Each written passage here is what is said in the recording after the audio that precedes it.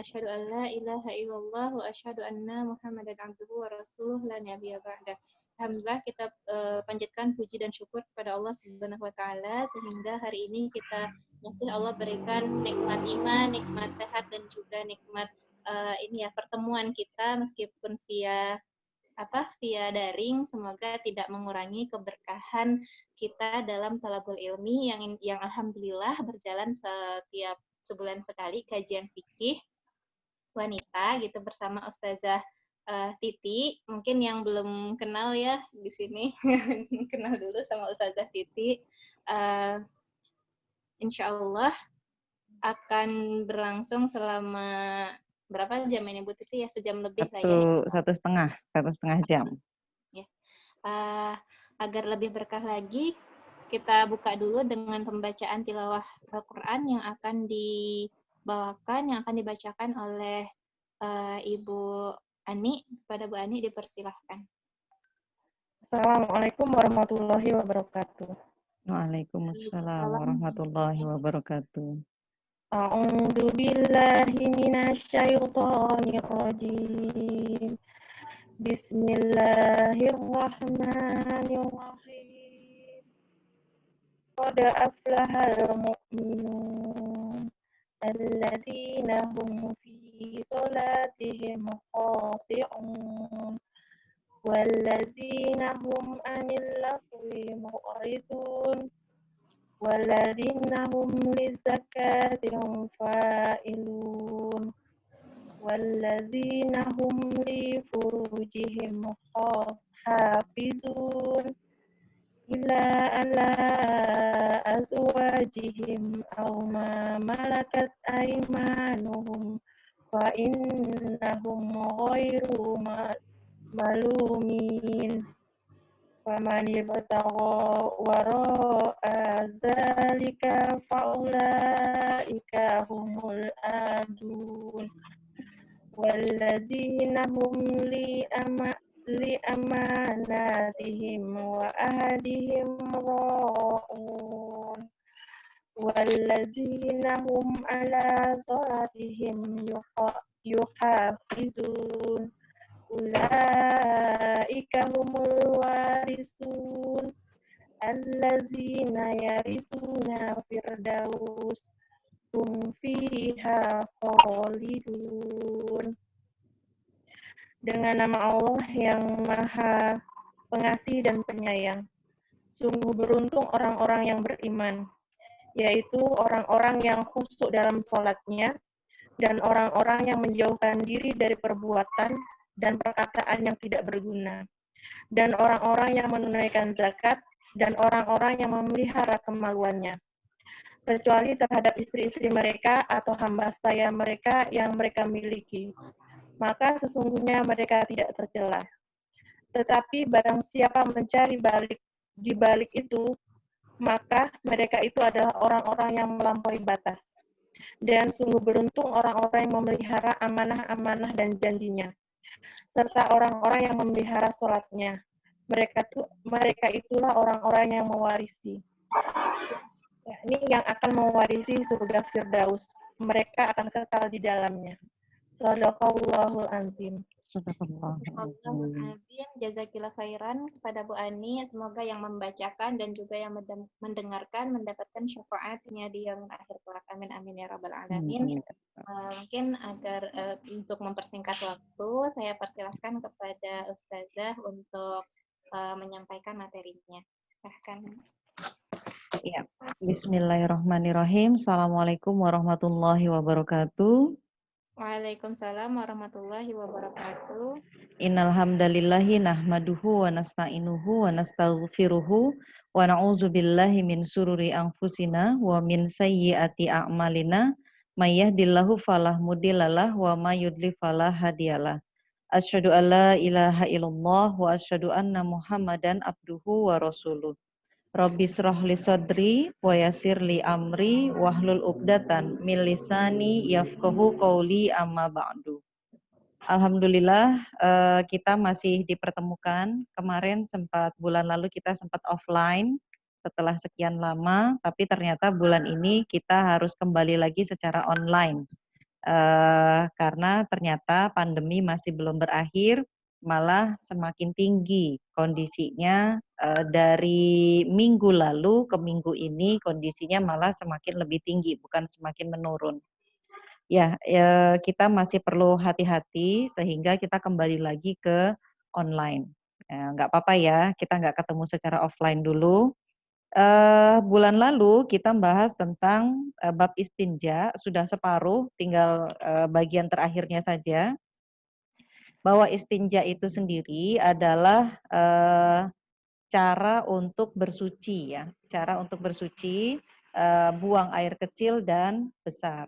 Nah, di sini dijelaskan di dalam kitab fikih wanita, etika ketika kita memasuki WC, ketika kita memasuki toilet, kemudian doa yang dibaca ketika kita akan masuk ke dalam toilet, itu sudah bulan lalu. Kemudian larangan berbicara ketika dalam keadaan buang air besar. Kemudian menanggalkan segala sesuatu yang terdapat padanya nama Allah.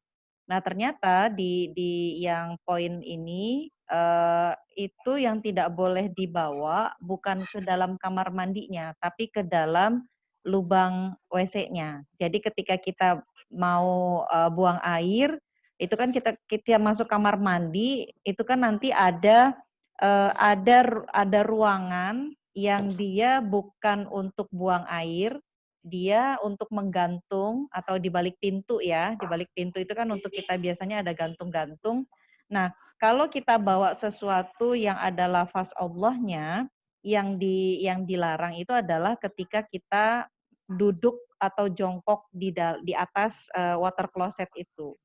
Nah, itu yang nggak boleh. Tapi kalau kita masuk ke dalam kamar mandinya, itu boleh. Makanya sebagian ada yang berpendapat ketika mesin cuci kita taruh di dalam kamar mandi, dan kita mencuci baju yang ada lafaz Allahnya, misalkan di baju kita ada atribut la ilaha illallah Muhammadur Rasulullah gitu ya, apa di topi, apa di jaket. Nah, itu ketika kita nyucinya di dalam kamar mandi, di mesin cucinya, bukan di atas toiletnya, itu boleh gitu. Jadi masih diperbolehkan. Yang tidak diperbolehkan itu adalah area di atas toilet. Nah, itu yang nggak boleh karena itu memang di tempat itulah kita buang kotoran tadi ya. Nah, kemudian kita lanjut ke yang poin kelima, yaitu larangan dan anjuran untuk tidak menghadap dan membelakangi kiblat. Ini bulan lalu sudah belum ya? Sudah. Sudah ya, berarti poin yang keenam yang belum ya. Jadi kalau larangan dan anjuran untuk tidak menghadap atau membelakangi kiblat disebutkan di dalam kitab ini, kalau dia berbatas tembok maka masih diperbolehkan. Jadi kalau ada penyekatnya, apakah itu tembok, triplek, bambu atau pintu gitu ya, ada penyekatnya ketika kita buang air tadi, buang air kecil maupun air besar, maka kalaupun water closetnya atau toiletnya itu menghadap kiblat, itu masih diperbolehkan karena ada penyekatnya. Yang tidak boleh itu kalau water closetnya menghadap ke arah kiblat tapi tidak ada penyekatnya sama sekali. Kan ada di beberapa developer ya yang membangun kamar mandi itu menyatu dengan dapur. Nah, jadi terbuka, open space. Nah, yang seperti itu tidak boleh. Jadi harus menghadap selain kiblat. Nah, meskipun kita di balik tembok atau di balik penyekat, tetap diutamakan untuk jangan menghadap kiblat. Pembangunan toiletnya. Namun masih diperbolehkan toilet menghadap ke kiblat asalkan dia berada di balik pembatas gitu ya. Nah, itu masih diperbolehkan. Tapi kalau dia open space tidak boleh. Tapi kita untuk menjaga kehati-hatian, maka lebih baik ketika proses pembangunan rumah kita harus memperhatikan di mana arah kiblatnya dan kita harus tidak menyamai arah kiblat atau membelakangi arah kiblat. Jadi kalau kiblatnya ke arah lurus berarti kita menyamping gitu. Nah, menyamping ke kiri atau menyamping ke kanan boleh, tapi jangan lurus ke depan ataupun ke belakang. Nah, itu yang nggak boleh. Kemudian yang keenam adalah orang yang bangun dari tidur atau keluar angin, dia tidak berkewajiban untuk membersihkan dubur dan kemaluannya. Buang angin itu kan ada yang mengeluarkan bau, ada yang nggak mengeluarkan bau ya. Kadang yang mengeluarkan bau kita merasa, kadang gitu ya, kita merasa itu ada kotor gitu, ada kotor. Nah, padahal di sini buang angin itu tidak ada perintahnya baik di dalam Al-Quran maupun hadis bagi orang yang bangun tidur atau dia keluar angin, yaitu buang gas ya, kentut gitu ya, mohon maaf, untuk bersuci, membersihkan dubur dan kemaluannya. Itu tidak ada disebutkan di dalam Al-Quran maupun hadis. Nah, karena itulah wanita muslimah yang baru bangun tidur tidak perlu bersuci. Nah, tapi disunnahkan. Nah, disunnahkan ketika kita bangun tidur yaitu berwudu. Itu sunnahnya karena bukan buang anginnya yang menyebabkan kita itu harus berwudu, tetapi bisa jadi tangan kita itu ketika kita tidur kita nggak tahu dia jalan kemana gitu. Dia jalan kemana, namanya juga orang tidur gitu ya. Entah garuk-garuk gitu kan, entah pegang-pegang. Nah, seperti itu. Jadi disunahkan ketika kita bangun tidur, kita berwudu dulu. Jadi berwudu meskipun belum waktu sholat. Jadi berwudu dulu untuk mensucikan tangan kita, badan kita ya. Jadi berwudu disunahkan. Nah, diriwayatkan dari Nabi Shallallahu Alaihi Wasallam di mana beliau bersabda di dalam hadis riwayat At-Tabrani, barang siapa bersuci atau membersihkan dubur karena telah mengeluarkan angin atau kentut, maka ia tidak termasuk golongan kami. Nah, yang ada justru itu bukan termasuk karena tidak diperintahkan gitu maksudnya. Kemudian di dalam Quran surat Al-Maidah ayat yang ke-6 di sini disebutkan, wahai orang-orang yang beriman, apabila kalian hendak mengerjakan sholat, maka basuhlah muka dan tangan kalian sampai ke siku. Kemudian usaplah kepala kalian serta basuhlah kaki kalian sampai kedua mata kaki. Nah, di sini dijelaskan adalah dengan pengertian apabila kalian bangun dari tidur dan dia, yaitu Allah Subhanahu wa Ta'ala, tidak memerintahkan hal yang lain selain itu. Di sini menunjukkan tidak adanya kewajiban untuk membersihkan dubur atau kemaluan karena tidur maupun kentut atau buang angin.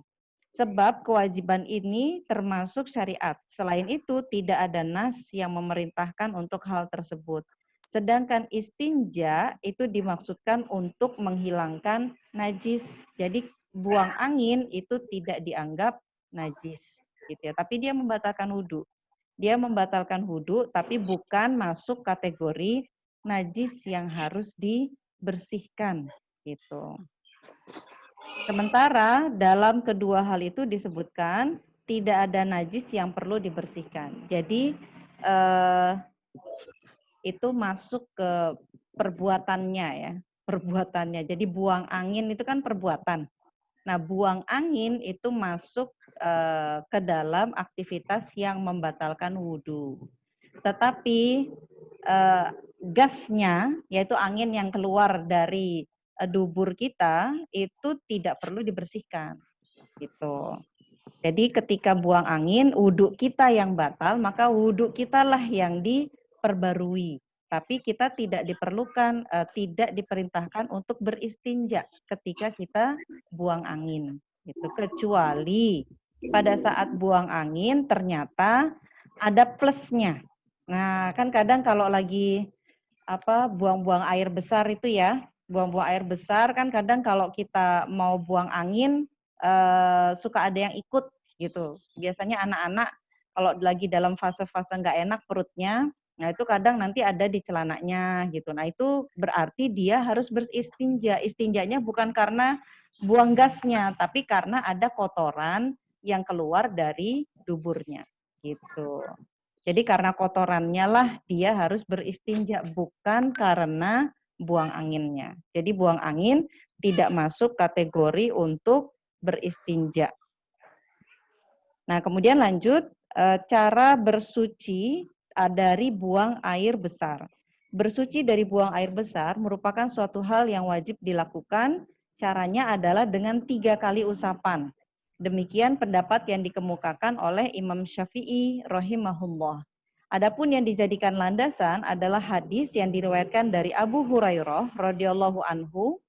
Di dalam hadisnya disebutkan anan Nabiyya sallallahu alaihi wasallam kana ya'muru bisalasati ahjarin wa yanha anir rausati warrimah.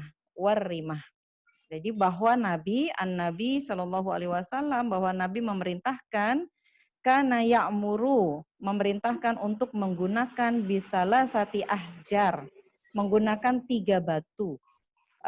Wayanha, dan melarang ani rausati. Rausati itu kotoran binatang. Kemudian warimah itu adalah potongan tulang. Di sini disebutkan ini yang kalau tidak ada air ya, tidak ada air maka menggunakan batu. Beberapa belakangan ini itu ada semacam tren katanya lebih sunnah kalau kita membersihkannya itu menggunakan batu.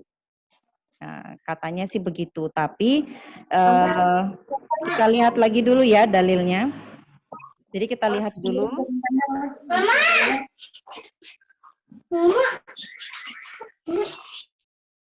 Ya, kita lihat dulu dalilnya sampai nanti terakhir. Abu Awanah di dalam juga hadis yang diriwayatkan oleh Ibnu Kuzaimah, Ibnu Majah serta Abu Awanah dan Asy-Syafi'i dari Abu Hurairah radhiyallahu anhu dengan lafaz sebagai berikut. Hendaklah salah seorang di antara kalian beristinja dengan menggunakan 3 batu. Nah, kedua nas di atas secara jelas menyebutkan bahwa memenuhi 3 usapan merupakan hal yang wajib. Sementara dalam masalah ini masih terdapat perbedaan pendapat di antara para ulama. Imam Syafi'i mengatakan tidak boleh kurang dari 3 batu meskipun dengan menggunakan alat selain batu. Apabila tidak sampai 3 batu maka harus menambahnya sampai berjumlah 3. Sedang apabila lebih dari 3 maka disunahkan untuk menutupnya dengan angka ganjil. 5 gitu ya, 7 itu yang angka-angka ganjil. Kemudian sementara Abu Hanifah mengatakan yang disunahkan adalah bersuci dan tidak disunahkan untuk melakukannya dengan jumlah ganjil. Dalam mentakwilkan hadis mengenai jumlah ganjil ini, beliau yaitu Abu Hanifah berpendapat bahwa yang dimaksud dengan kata ganjil adalah melakukannya sebanyak 3 kali. Selanjutnya Abu Hanifah mengatakan disunahkan bersuci dengan menggunakan air. Sebagaimana hadis dari Umar bin Khattab bahwa Rasulullah Shallallahu Alaihi Wasallam berwudu dengan menggunakan air pada bagian bawah kainnya. Mengenai hadis ini, penulis berpendapat, penulis kitab ini ya, kitab fikih wanita, bahwa pengertian wudu dimaksud adalah mencuci dan membersihkannya. Demikian itulah yang menjadi pendapat para ulama secara umum. Jadi tadi ada pendapatnya Imam Syafi'i, kemudian ada pendapatnya Abu Hanifah. Kita lanjut, pendapatnya Imam Malik, bahwa yang wajib adalah bersuci, meskipun dengan menggunakan pecahan-pecahan dari sebuah batu. Jadi tidak mesti batunya yang bulat-bulat. Jadi kadangkala kita ketemu batu yang separuh gitu ya. Jadi pecahan-pecahan batu. Intinya batu. Nah, kemudian Imam Ahmad bin Hambal mengatakan bersuci dari buang air besar itu dilakukan sebanyak 3 kali. Seandainya dengan 1 atau 2 cucian saja wujud najis itu telah hilang, maka tetap diharuskan untuk melakukan cucian yang ketiga. Sedangkan istinja dengan menggunakan batu, apabila dengan 3 batu telah bersih, maka tidak harus ditambah. Sebaliknya, apabila belum bersih, maka harus menggunakan batu yang keempat. Apabila dengan keempat batu itu telah bersih, maka tidak harus ditambah. Namun disunahkan untuk menutupnya dengan bilangan ganjil, yaitu batu yang kelima. Apabila dengan keempat batu itu belum bersih, maka harus menggunakan batu yang kelima, dan apabila telah bersih, maka tidak perlu ditambah lagi. Demikian seterusnya mengenai batu tambahan, yaitu apabila kebersihan telah dicapai dengan bilangan ganjil, maka tidak perlu ditambah, tetapi apabila masih belum bersih, maka harus ditambah sampai bersih dan disunahkan diakhiri dengan bilangan ganjil. Jadi baik Imam Syafi'i, Imam Abu Hanifah, Imam Malik, dan Imam Ahmad bin Hambal menyebutkan untuk bersuci dari buang air besar adalah menggunakan batu. Sementara Imam Abu Hanifah menyebutkan tidak mesti dengan batu, intinya adalah mensucikan bersuci dari kotoran. Jadi istinja itu kotorannya hilang. Kalau bisa ditempuh dengan air, maka itu pun sudah cukup gitu. Nah, makanya kemudian belakangan ini tren itu di kamar mandi disediakan batu. Kalau dulu batu itu buat batu apung ya. Batu apung itu dipakai untuk membersihkan kapalan. Kapalan di kaki, di bawah-bawah kaki itu untuk membersihkan itu pakai batu apung. Nah, kalau sekarang di beberapa kamar mandinya kaum muslim itu mulai disediakan sekeranjang batu ternyata untuk bersuci dari air besar, bersuci dari buang air besar itu menggunakan batu gitu. Itu ada yang mengambilnya demikian. Tetapi kalau Imam Abu Hanifah menyebutkan nggak mesti pakai batu, bisa juga menggunakan air. Ada juga pembahasan pakai tisu itu sebenarnya masih boleh pakai tisu. Dia juga bisa untuk menghilangkan kotoran. Cuma balik lagi yang tidak boleh itu adalah menggunakan bekas kotoran yang mengeras. Itu karena sama-sama najis ya. Sama potongan tulang. Karena tulang itu bukan untuk mensucikan. Jadi tulang itu dia bukan sesuatu yang bisa dipakai untuk mensucikan. Maka dua benda itu nggak boleh gitu. Yaitu kotoran yang sudah mengeras dengan tulang. Itu tidak boleh digunakan untuk bersuci. Selain dari itu boleh. Jadi boleh pakai batu, boleh pakai air, boleh pakai tisu. Nah, kalau di luar negeri itu pakai tisu. Kita di Indonesia mayoritas itu menggunakan air, tidak menggunakan batu. Di beberapa wilayah lain, di negara-negara lain itu ada yang masih pakai batu. Gitu. Itu tetap boleh gitu ya, karena itu memang disyariatkan juga. Kemudian benda yang tidak boleh digunakan untuk bersuci. Rasulullah Shallallahu Alaihi Wasallam melarang bersuci dengan menggunakan benda najis. Dalil yang melandasinya adalah hadis riwayat dari Ibnu Mas'ud radhiyallahu anhu, di mana ia menceritakan pada waktu Nabi buang air besar, beliau pernah menyuruhku untuk membawakan 3 batu. Akan tetapi aku hanya mendapatkan 2 butir batu. Selanjutnya aku mencari batu yang ketiga, namun tidak juga mendapatkannya. Lalu aku mengambil kotoran yang telah kering dan membawanya kepada beliau sebagai batu yang ketiga. Maka beliau hanya mengambil 2 butir batu dan membuang kotoran yang telah kering tersebut, seraya bersabda, ini adalah kotoran. Hadis riwayat Ahmad, Bukhari, At-Tirmizi, dan An-Nasai. Sedangkan di dalam riwayat Imam Ahmad terdapat tambahan lafaz, bawakanlah kepadaku batu yang lain, karena baru 2 kan. Yang satu tadi kan kotoran yang sudah mengeras.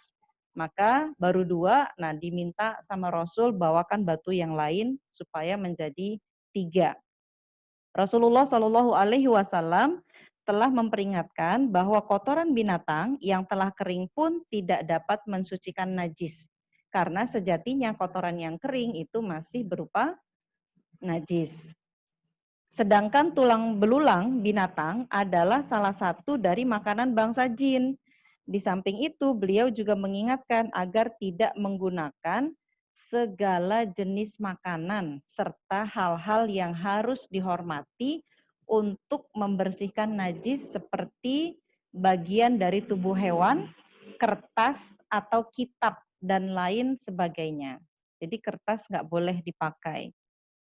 Ini terjadi perselisihan nanti. Tisu itu kan kayak kertas gitu. Jadi ada yang beranggapan tisu itu nggak boleh, dia masih belum cukup gitu karena dia itu mirip kertas gitu. Tapi ada juga yang bilang bukan, tisu itu nggak berbeda dengan kertas. Kalau tisu itu dia gampang terurai, gampang terurai ya. Kemudian tisu itu sendiri juga memang peruntukannya bukan untuk menulis gitu. Kan kita kalau nulis di tisu itu kan kalau darurat ya, nggak ada kertas baru kita ambil tisu, biasanya tisu makan gitu kan buat nulis pesan atau nulis nomor telepon yang mau ditinggalin gitu. Nah, tapi orang tidak menggunakan tisu untuk menulis, biasanya orang menggunakan kertas. Makanya karena itulah sebagian yang berpendapat boleh menggunakan tisu, tisu itu masuk ke dalam kategori boleh untuk digunakan membersihkan dari kotoran. Karena dia bukan yang dipakai untuk menulis kitab dan lain sebagainya gitu. Jadi nggak boleh tadi makan tulang karena itu adalah makanannya jin dan kita nggak boleh menggunakan makanan benda yang dipakai untuk makan gitu. Termasuk makanannya jin itu nggak boleh. Jadi kita nggak boleh zolim gitu ya, nggak boleh zolim meskipun tulang itu nggak kita apa-apain gitu ya, tetap aja kita nggak boleh menzolimi sesama makhluk Allah gitu ya. Nah kemudian mengenai najis ini tidak ada perbedaan antara yang masih basah maupun yang sudah kering. Jika Anda beristinja, jadi jika kita beristinja dengan menggunakan benda yang dilarang, maka istinja tersebut tidak sah. Setelah itu, kita harus bersuci kembali dengan menggunakan air dan tidak boleh lagi menggunakan pecahan batu. Karena pada bagian yang harus disucikan tersebut telah terkena najis yang lain. Meskipun kita beristinja dengan menggunakan makanan atau hal-hal yang harus dihormati, maka tetap istinja kita itu tidak sah, akan tetapi harus menggunakan air. Ini kalau kita beristinjanya itu darurat, nggak ada batu, nggak ada tisu, adanya kertas, pakai kertas koran gitu ya. Nah itu tetap dianggap di sini dikatakan masih belum, jadi harus cari air atau batu gitu, atau yang dia bukan sesuatu yang dipakai untuk dimuliakan, bukan makanan, bukan hal-hal yang harus dihormati. Jadi benda-benda yang dia sekiranya itu bisa dihormati, yaitu kayak kertas itu kan bisa dihormati tergantung isi tulisannya kan. Isi tulisan di dalamnya itu kalau menulisnya itu adalah menulis hadis, menulis catatan agama gitu ya, atau menulis nasihat. Nah itu maka nggak boleh dipakai untuk bersuci. Yang boleh dipakai untuk bersuci itu adalah semua benda-benda yang bukan makanan, bukan sesuatu hal yang harus dihormati, dan juga bukan bagian dari tubuh hewan, ya seperti tulang tadi ya. Nah, itu adalah tentang bab istinja. Ada pertanyaan dulu sampai sini ibu-ibu? Boleh secara langsung atau ditulis.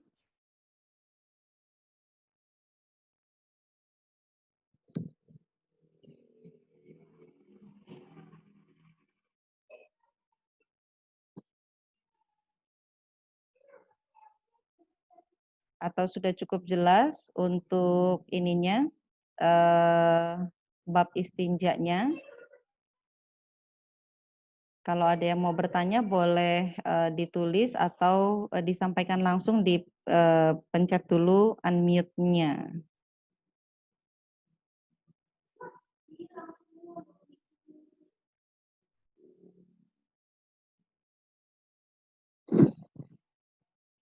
Jadi insya Allah cukup jelas ya. Kalau nggak ada yang bertanya. Jadi untuk buang air kecil dan air besar, kalau ada air maka bersihkan dengan air. Kalau tidak ada air, kita boleh membersihkan menggunakan batu, gitu. Menggunakan batu, menggunakan tisu itu boleh. Tapi kalau menggunakan tulang atau menggunakan kertas itu tidak boleh, gitu. Kalau menggunakan daun, Bu, kalau orang kampung kadang-kadang kan gini nih. Kalau dia di kebun, air kan jauh gitu kan. Air gitu kan, batu pun tak ada. Kadang-kadang orang menakik, Ibu tahu kan, lagi karet gitu kan. Orang zaman dulu gitu. Itu kayak mana? Banyak kan daun-daunan gitu. Ya, daun-daun kering ya. Iya, itu Daun-daun gimana? kering. Iya. Di sini Daun kalau dilihat dari kriterianya, daun itu dia bukan bagian dari tubuh hewan. Daun juga bukan sesuatu yang dimuliakan. Ya untuk bisa sih dipakai untuk nulis kitab. Kan dulu pakai nulis kitab tuh daun lontar ya. Daun kelapa daun kelapa tuh masih bisa gitu kan, atau daun-daun yang lain. Dia masih bisa digunakan. Gitu. Ada beberapa dia masuk, daun itu masuk seperti tisu. Itu masuk seperti tisu. Tisu itu kan sendiri dari batang pohon ya, dari pepohonan kan. Nah, jadi dia masih boleh, insya Allah. Makasih, Gitu. Bu. Tapi ya ini ya, nanti kalau sampai rumah ya harus dibersihin lagi gitu. Iya. Enggak, kalau di kampung kan kayak gitu. Ingat zaman dulu masih kecil-kecil gitu kan, nggak ada air gitu kan, nggak ada apa, pakai daun aja. Ya, asalkan dibuangnya itu tidak sembarangan. Gitu, karena nanti menimbulkan penyakit kalau dibuangnya sembarangan. Baik, ada lagi? Saya mesti. Silakan. Saya dulu kan pernah merawat nenek dan ibu yang sakit. Jadi apa itu namanya, mereka pakai pampers terus gitu kan. Mengistinjainya jadi ketika, tapi nggak apakah setiap waktu sholat itu harus istinjainya. Kalau dulu saya belum tahu kan, jadi ketika pas ganti aja gitu loh. Gitu. Iya. Bagaimana? Pas ganti itu berarti di luar waktu sholat. Iya, di luar waktu sholat. Kayak misalkan gini, kita udah mandikan dia pagi jam 9 atau jam 10. Terus kita ganti lagi itu sore. Menjelang biasanya 3 hari ya. Sehari itu siang itu 3 kali, terus malam itu paling 2 kali, gitu 5 kali lah ganti. Oh, berarti yang keselisih itu waktu asar ya? Asar sama maghrib ya? Maghrib sama isya itu. Jadi gini, harga pampers itu kan lumayan ya. Apalagi dewasa. Apalagi dewasa lumayan. Tapi ya balik lagi, kalau pampersnya antara maghrib dengan isya itu kan deket, hanya selisih 1 jam. Nah itu tinggal dipastikan aja, ibu buang air kecil enggak gitu. Atau kita periksa saja, oh masih kering, nggak ada bekas buang air kecil. Oh boleh, silahkan lanjut lagi untuk bisa dipakai sholat. Karena gini, penggunaan pampers itu sama dengan anak-anak yang kita gendong. Ketika dia pakai pampers dan kita bawa sholat, sama tuh. Jadi dia boleh kita bawa sholat, kalau pampersnya itu pada saat kita mau sholat, dia baru diganti. Jadi dia baru diganti pada saat kita mau sholat. Kan kalau anak kecil itu kan lebih beser ya daripada orang tua ya. Jadi ketika kita mau sholat, kita gantikan anak kita pampersnya dulu. Nah pada saat kita sudah gantikan, terus kita ambil wudhu, terus kita sholat, terus dia minta gendong. Itu boleh kita gendong, kita bawa sholat. Tapi kalau dia itu sudah lama, kan kadang kita bepergian tuh. Kita bepergian, kita nggak tahu nih dia pipis atau enggak, tapi bisa kita periksa. Kalau kita periksa, oh ada pipisnya, kadang kita nggak ganti pampersnya kalau hanya baru pipis, apalagi kalau baru pipisnya sekali kan. Tapi kalau ada pupuhnya, ada buang air besarnya, itu biasanya langsung kita ganti, nggak pakai ditahan-tahan gitu kan. Nah, kalau kita periksa misalkan gini, kita melakukan perjalanan sama anak-anak, kemudian kita mampir sholat, anak itu sudah pakai pampers dari jam 9 pagi, kemudian kita pergi, kita sholat zuhur, baru pulang ke rumah itu waktu menjelang asar. Nah, pada waktu sholat zuhur, pampersnya belum diganti, misalkan ya. Nah, ketika pampersnya belum diganti, dia pakai dari jam 9 pagi, itu gola batu zonnya, dugaan kuatnya, dia pasti sudah pipis. Karena anak kecil itu bisa 1 jam sekali atau 2 jam sekali pipis. Nah, jadi pada waktu kita sholat zuhur, jangan diajak sholat. Itu anak-anak. Nah, pampersnya kalau baru mau sholat, kita sholat zuhur jam 12:30 misalkan. Jam 12 kita ganti karena dia buang air besar.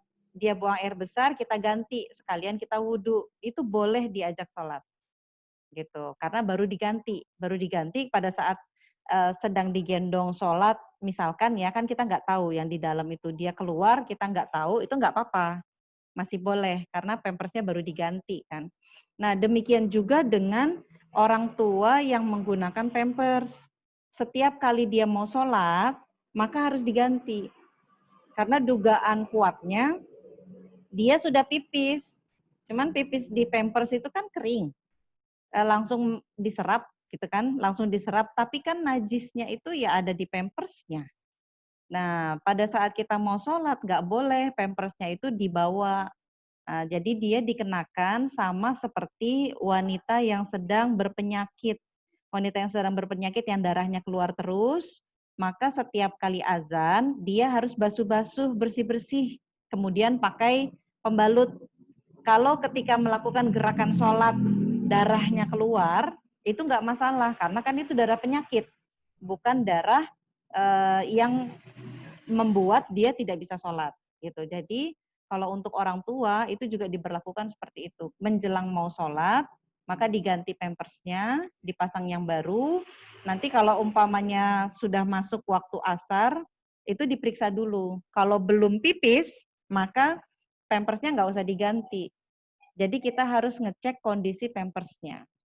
Jadi kalau pampersnya itu sendiri boleh dipakai, dibawa sholat boleh. Tapi yang tidak boleh itu kalau pampersnya sudah ada bekas pipisnya. Jadi kalau sudah ada bekas pipisnya, maka pampers yang dalam keadaan seperti itu tidak sah untuk dibawa sholat. Gitu. Jadi memang kalau sudah dewasa, itu biasanya jarak pipisnya itu lebih panjang. Bisa 4-5 jam, tergantung berapa banyak dia minum. Kalau dia minumnya banyak dan cuacanya dingin, bisa jadi lebih cepat. Kalau cuacanya panas dan dia agak jarang minum, nah bisa jadi lebih lama, bisa 6 jam, 8 jam, kadang nggak pipis-pipis itu. Jadi memang kita harus cek kondisi pampersnya saja. Kalau pampersnya masih kering, masih belum ada noda pipis, kan pipis itu meninggalkan noda ya, ada kekuningan gitu kan, kadang kecoklatan. Nah, kita cek ternyata pampersnya masih bersih, belum pipis, ya sudah kita pasang lagi, jangan diganti. Gitu. Karena kan memang belum ada kotorannya, belum ada najisnya. Silahkan dibantu untuk wudhu, karena pampersnya belum kotor. Nah, kalau sudah memasuki waktu asar, kemudian diperiksa, oh sudah ada pipisnya, nah digantikan. Digantikan dulu, baru dibantu orang tuanya untuk sholat. Gitu. Jadi memang perlakuannya sama, mau yang anak-anak, yang wanita sedang istihadah ya, darah penyakit. Kemudian ada lagi juga orang tua yang sudah nggak bisa ke kamar mandi gitu ya, harus pakai pampers. Nah itu perlakuan pampersnya sama. Perlakuan pampers pembalut yang dipakai untuk menahan darah penyakit itu sama. Jadi setiap kali setiap kali azan berkumandang, dia memperbarui wudhunya untuk yang wanita dengan darah penyakit. Dia harus mandi setiap kali wudhu. Jadi 1 kali wudhu itu 1 kali mandi. Itu 1 kali bebersih gitu ya, bebersih-bersih, diganti pembalutnya, nah baru kemudian dia boleh sholat. Gitu. Kalau untuk yang Pampers, dilihat pampersnya. Kalau pampersnya belum ternoda oleh najis, maka masih bisa dipakai untuk dibawa sholat karena belum ada najisnya. Kalau sudah ada najisnya, maka ganti dulu pampersnya baru sholat.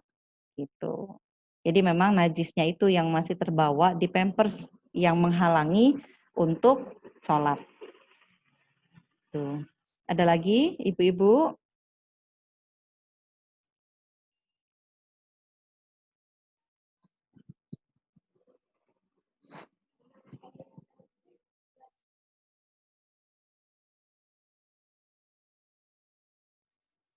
Nggak ada kayaknya Bu Titi.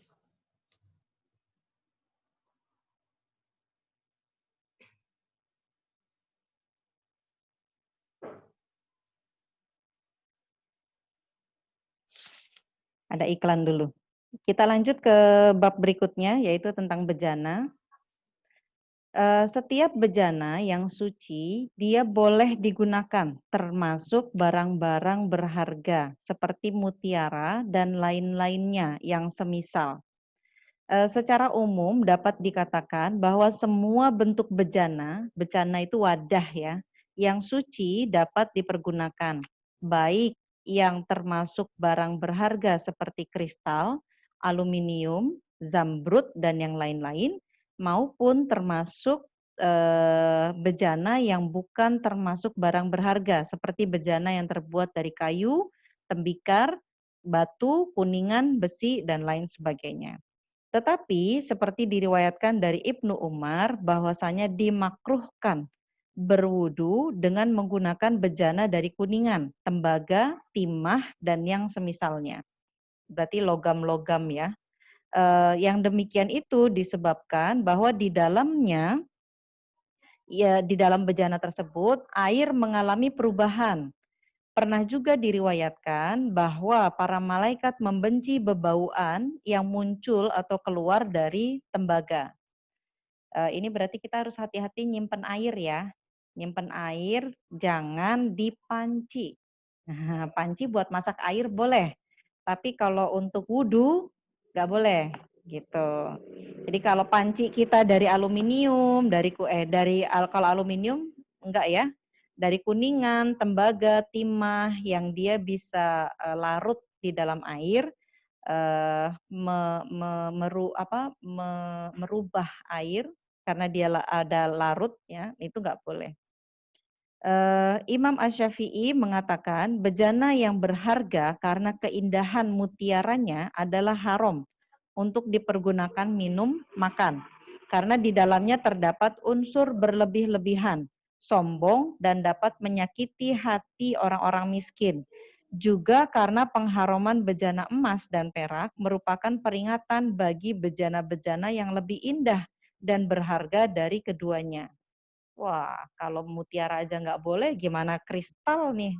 Karena kristal lebih mahal daripada mutiara. Makanya kristal-kristal itu dipajangan ya. Kadang bukan untuk minum, buat pajangan. Beneran buat pajangan, ditaruh di lemari pajangan. Jadi yang pertama kita bahas dulu bejana yang terbuat dari emas dan perak. Hendaklah wanita muslimah mengetahui bahwa penggunaan bejana yang terbuat dari emas dan perak untuk bersuci atau untuk hal-hal yang lain sama sekali tidak diperbolehkan. Hal ini seperti apa yang diriwayatkan dari Huzaifah bin Yaman, bahwa Nabi pernah bersabda, la tashrobu fi aniyati zahabi wal fiddati wala ta'kulu fi sohafiha fa innaha lahum fid dunya walakum fil akhirah. La tashrobu, janganlah kalian minum dengan menggunakan bejana yang terbuat dari emas dan perak. Janganlah pula kalian makan dengan menggunakan piring yang terbuat dari emas dan perak. Karena semua itu diperuntukkan bagi mereka, yaitu orang-orang kafir di dunia, sedangkan bagi kalian itu nanti di akhirat. Nah, jatah kita makan dan minum pakai wadah bejana emas dan perak itu nanti di surga. Di dunia nggak boleh gitu. Di dunia ada larangannya. Selain itu Rasulullah Shallallahu Alaihi Wasallam bersabda, "Allazi yasrobu fi aniyah az-zahabi wal fiddati fa innama yujar jiru fi batnihi naru jahannama." Orang yang minum dengan menggunakan bejana yang terbuat dari emas dan perak, sebenarnya ia telah menyiramkan ke dalam perutnya bara api neraka jahanam. Jadi dalilnya jelas, tidak boleh menggunakan wadah dari emas dan perak untuk alas makan dan minum kita. Gitu. Kalau tinta warna emas itu boleh karena dia bukan emas, tinta doang. Tinta warna emas, kan ada cat ya. Cat warna emas yang sama sekali tidak mengandung emas, hanya warnanya saja. Boleh. Tapi kalau emas beneran dilebur, dicampur biar indah, nah itu nggak boleh. Buat dipakai alas makan, dipajang boleh, tapi digunakan untuk makan nggak boleh. Nah, kemudian yang kedua, tempat minum dan makan yang ditambal dengan perak. Nah, ini kalau ditambal itu jangan pakai perak ya. Nah, wanita muslimah diperbolehkan menggunakan bejana atau tempat makan dan minum yang ditambal dengan perak. Oh, tidak diperbolehkan. Diperbolehkan. Wanita muslimah diperbolehkan menggunakan bejana atau tempat makan dan minum yang ditambal dengan perak. Akan tetapi penambalan itu tidak boleh terlalu banyak. Misalnya tambalan pada keretakan gelas. Hal ini didasarkan pada hadis yang diriwayatkan dari Anas bin Malik. Anna qadaha Rasulullah sallallahu alaihi wasallam ankasaro fattakhoza makana sya'bi silsilatan min fiddatin. Bahwa gelas Rasulullah pernah retak, lalu beliau menambalnya dengan perak pada bagian yang retak tersebut. Hadis riwayat Bukhari.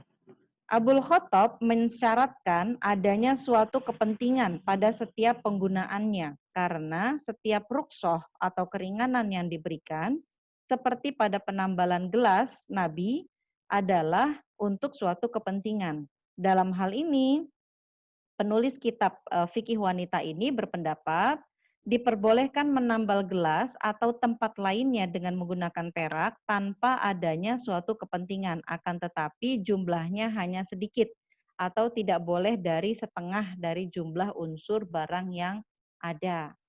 Jadi kalau tadi yang pertama itu sepenuhnya ya, sepenuhnya emas dan perak yang dijadikan wadah itu nggak boleh. Nah, yang kedua di sini kita menemukan dalil bahwa boleh kalau itu untuk tambalan. Nah, yang penulis kitab ini yaitu Syekh Kamil Muhammad Uwaidah menyebutkan boleh, tapi nggak boleh jumlahnya sampai setengah dari unsur bahan secara keseluruhan gitu. Jadi kalau untuk nambel yang bolong, untuk hiasan sedikit itu boleh, masih diperbolehkan, tapi jangan sampai mendominasi sampai lebih dari 50%. Itu nggak boleh. Nah, kemudian yang ketiga, perak ya tadi ya, yang disebutkan perak bukan emas. Ini berarti dalilnya khusus untuk perak. Bejana dan pakaian ahli kitab yang tidak diketahui kenajisannya. Mengenai masalah ini terdapat dua hal yang harus diperhatikan. Pertama, terhadap mereka yang tidak menghalalkan bangkai seperti orang-orang Yahudi, maka bejana mereka tetap suci. Karena Nabi Shallallahu Alaihi Wasallam pernah kedatangan seorang tamu beragama Yahudi dengan membawa roti dan minyak yang berbau busuk untuk diberikan kepada beliau, dan beliau menerimanya. Hadis riwayat Ahmad. Sementara Umar bin Khattab radhiyallahu anhu pernah berwudu dari bejana seorang Nasrani. Ini ada catatan khususnya yang tidak menghalalkan bangkai.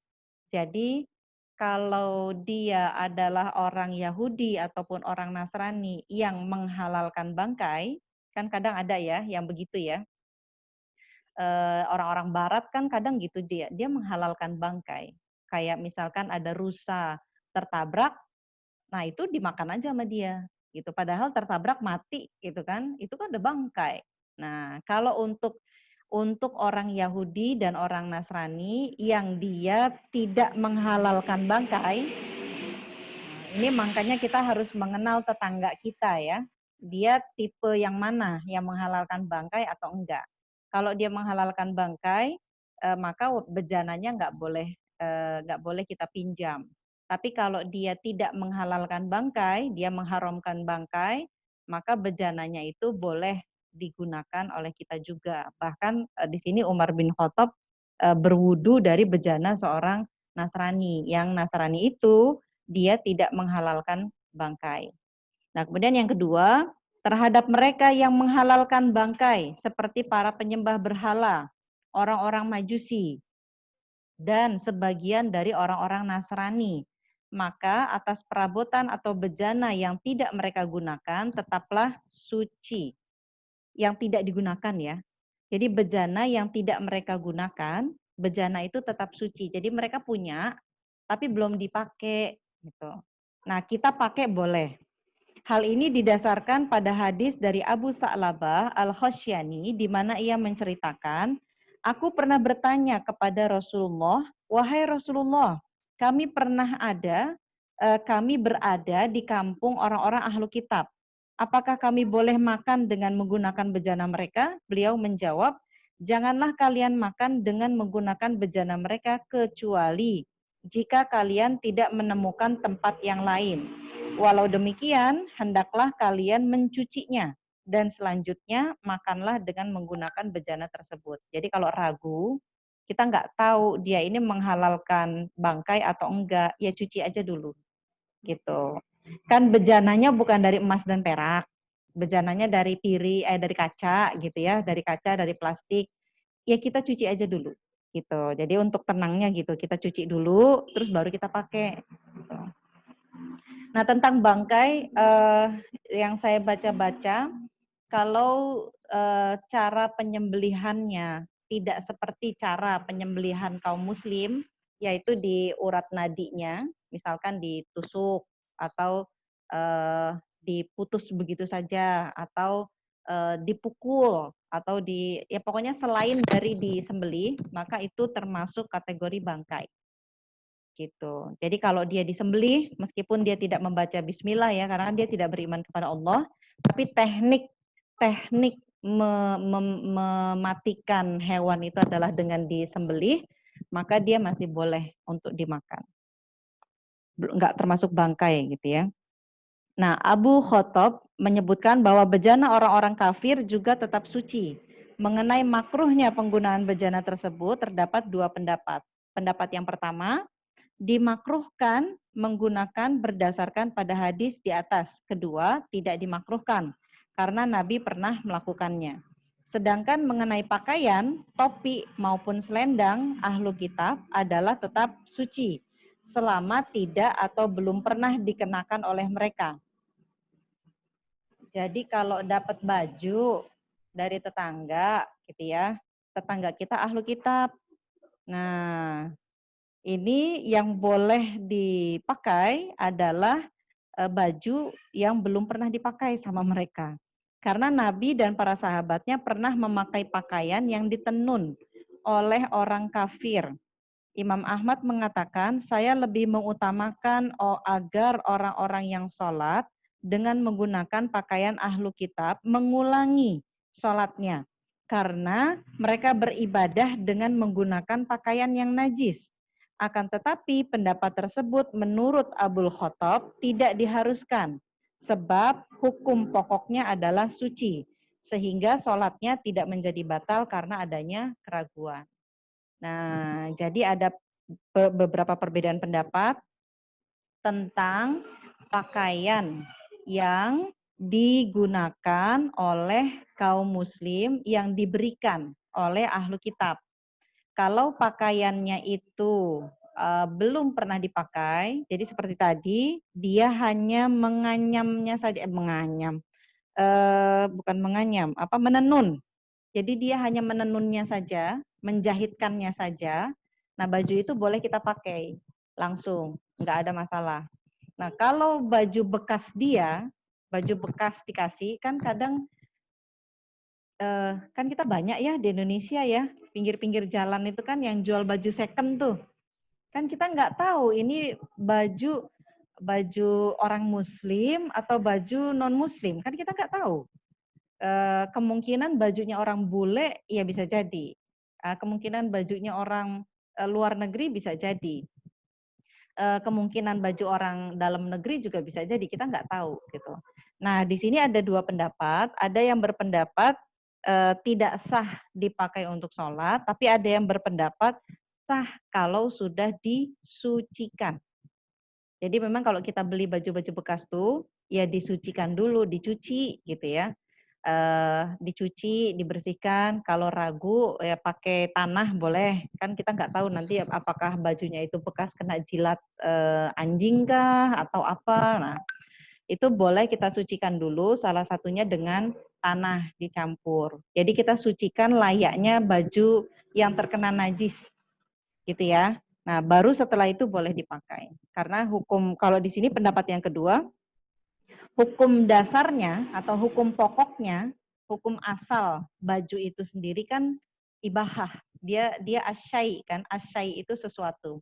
Al aslu fi asyai itu ibahah. Al aslu fil asyai ibahah.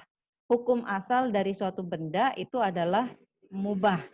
Namun kalau ada dalil yang mengharamkannya, maka dia baru jadi haram. Kayak gini. Ini kan ada dalil yang tidak membolehkan menggunakan bejana. Nah, apakah itu juga termasuk untuk baju? Nah, ternyata di dalam dalil ini bejana yang dimiliki oleh orang non-muslim, yaitu oleh ahlu kitab, bejananya itu dicuci dulu, baru kita boleh pakai. Berarti baju juga gitu, dicuci dulu, baru boleh kita pakai. Gitu. Nah, kemudian yang keempat, bulu bangkai. Bulu atau rambut bangkai adalah suci karena keduanya tidak bernyawa sehingga tidak mengalami kematian dan tidak juga najis karena proses kematian. Seperti halnya telur yang berada di dalam perut ayam. Bukti tidak adanya nyawa pada bulu atau pada rambut tersebut adalah bahwa padanya tidak dapat merasakan apa-apa, dan karenanya bulu atau rambut yang terlepas dari kulit pada saat hewan tersebut masih hidup tetaplah suci. Seandainya bulu atau rambut itu bernyawa, niscaya akan najis karenanya. Hal ini sesuai dengan sabda Rasulullah Shallallahu Alaihi Wasallam, ma'ubina min hayyi fahiya matitun, mayitun. Bagian tubuh yang terpisah dari makhluk hidup atau hewan adalah bangkai. Imam At-Tirmizi mengatakan, ini hadis riwayat At-Tirmizi ya, hadis ini berstatus hasan gorib, sedangkan tetumbuhan masih menurut beliau itu tidak berarti hidup sebagaimana binatang, yaitu dengan bukti lain seperti rumput dan telur. Nah, jadi hadis ini menjelaskan untuk bulu bangkai, kalau dia kering, kan kayak status di pembahasan sebelumnya di kitab ini, kalau bulunya itu basah, bekas terkena air liurnya, maka bulu itu najis. Tapi kalau bulunya kering, maka dia tidak najis. Jadi kalau kita usap anjing itu, kita usap, dia bulunya kering, maka tangan kita nggak usah dibasuh lagi. Tapi kalau kita pas lagi usap, dia baru saja membersihkan bulunya dengan lidahnya, dan masih ada bekas air liurnya, terus kita usap, iya kena. Nah, tangan kita itu harus disucikan gitu. Nah, jadi di sini disebutkan juga gitu, untuk bulu bangkai dia tetap dalam keadaan suci. Ya, karena dia bukan termasuk yang bernyawa. Jadi kalau ada bekas bulu hewan di dekat rumah kita gitu ya, ada anjing yang tidur bermalam di rumah kita, pagi-pagi kita lihat banyak bulunya, ya dibersihkan aja bulunya kalau dia dalam keadaan kering. Di sini tadi hadisnya itu disebutkan membedakan antara hewan dengan tumbuh-tumbuhan. Rumput itu dia rumput beda ya, rumput dengan telur. Jadi dia bukan termasuk bangkai. Kalau habis dipotong, ya. Karena kalau rumput dipotong selama akarnya, nah akarnya itulah gitu. Jadi maksudnya gitu. Rumput itu ya akarnya itu. Nah badan binatang ya badannya bukan bulunya. Karena kalau bulunya dicabut atau bulunya copot ya nggak masalah. Nah kemudian lanjut kulit bangkai. Tidak ada perbedaan pendapat di karangan ulama bahwa kulit bangkai yang belum disamak adalah najis. Disamak itu dipisahkan lemaknya dengan kulitnya. Jadi kan lemak sama kulit itu kan nempel ya ketika dia dikelupas gitu. Nah disamak itu lemaknya dihilangkan, tinggal tersisa kulitnya saja. Untuk kulit bangkai yang belum disamak, dia najis. Sedangkan sesudah melalui penyamakan, menurut pendapat yang lebih masyhur, menyatakan tetap najis. Hal ini sesuai dengan apa yang diriwayatkan oleh Imam Ahmad di dalam kitab Musnad Ahmad. Rasulullah Shallallahu Alaihi Wasallam pernah mengirim surat kepada kepala suku Juhainah yang isinya, aku berikan keringanan kepada kalian dalam hal kulit bangkai. Apabila suratku ini telah sampai di tangan kalian, maka janganlah kalian memanfaatkannya dengan menyamak kulit dan urat. Imam Ahmad lebih lanjut mengatakan bahwa hadis ini berisnad jayyid. Jayyid itu baik. Ini adalah perintah Rasulullah yang terakhir kali tandasnya. Akan tetapi selanjutnya Imam Ahmad meninggalkan hadis ini karena di dalam isnadnya terdapat keraguan. Pendapat tersebut di atas dilandasi oleh pemikiran bahwa karena kulit itu merupakan bagian dari bangkai, maka tidak dapat disucikan dengan disamak, sebagaimana dagingnya. Akan tetapi ada beberapa kulit yang dapat disucikan, yaitu kulit binatang yang pada masa hidupnya berstatus suci. Karena Nabi Shallallahu Alaihi Wasallam pernah menemukan bangkai kambing, lalu beliau berkata kepada para sahabatnya, mengapa kalian tidak memanfaatkan kulitnya? Para sahabat menjawab, ini adalah bangkai, wahai Rasulullah. Kemudian beliau bersabda, yang diharamkan adalah memakannya, tapi memanfaatkan bangkai kulitnya itu boleh. Di dalam riwayat yang lain disebutkan, mereka pun mengambil dan menyamak kulitnya serta memanfaatkannya. Hadis riwayat Muslim. Mengenai masalah ini, penulis kitab fikih wanita ini berpendapat, semua jenis kulit hewan adalah suci, kecuali kulit anjing dan babi. Semua kulit dapat disucikan, kecuali kulit kedua binatang tersebut. Sedangkan menurut Abu Hanifah, kulit anjing dapat disucikan dengan cara menyamaknya. Karena pada saat hidup, kulitnya adalah suci.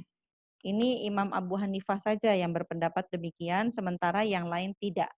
Karena yang lain mengambil pendapat anjing dan babi itu adalah binatang yang masuk kategori najis ya. Nah, jadi dia memang ada dalil khusus terkait dengan jenis binatang ini. Jadi boleh misalkan ada sapi yang tertabrak, ya kayak tadi ya kasusnya kambing mati. Nah, kambing kan suci, maksudnya kambing itu bukan najis gitu, nggak seperti anjing ataupun babi gitu kan. Maka menyamak kulit kambing yang mati tadi, yang belum sempat disembelih itu masih boleh. Itu boleh dipakai kulitnya. Sementara hadis yang sebelumnya itu isnadnya terdapat keraguan sehingga ditinggalkan. Yang diambil yang hadis riwayat Muslim. Boleh mengambil dan menyamak kulitnya. Seperti itu. Nah, kemudian yang keenam, membersihkan badan dan pakaian. Apabila anggota badan atau pakaian terkena najis, maka harus dicuci dengan air hingga bersih. Apabila setelah dicuci masih ada bekas yang sulit dihilangkan, seperti darah misalnya, maka yang demikian itu diberikan keringanan. Sedangkan pada najis yang tidak terlihat, seperti air pipis misalnya, maka cukup dengan mencucinya dengan air meskipun hanya sekali. Ini untuk kita yang menggunakan, untuk kita yang cuci-cuci baju. Nah, ini penting nih, poin yang ini.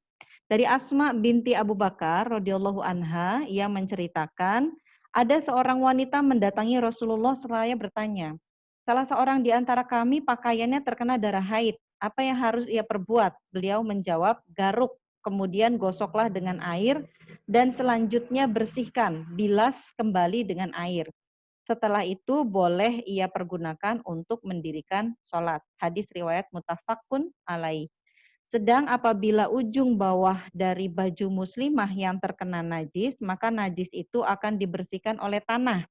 Hal ini didasarkan pada hadis yang disebutkan bahwasanya ada seorang wanita yang berkata kepada Ummu Salamah radhiyallahu anha, aku memanjangkan bajuku, lalu aku berjalan di tempat yang kotor.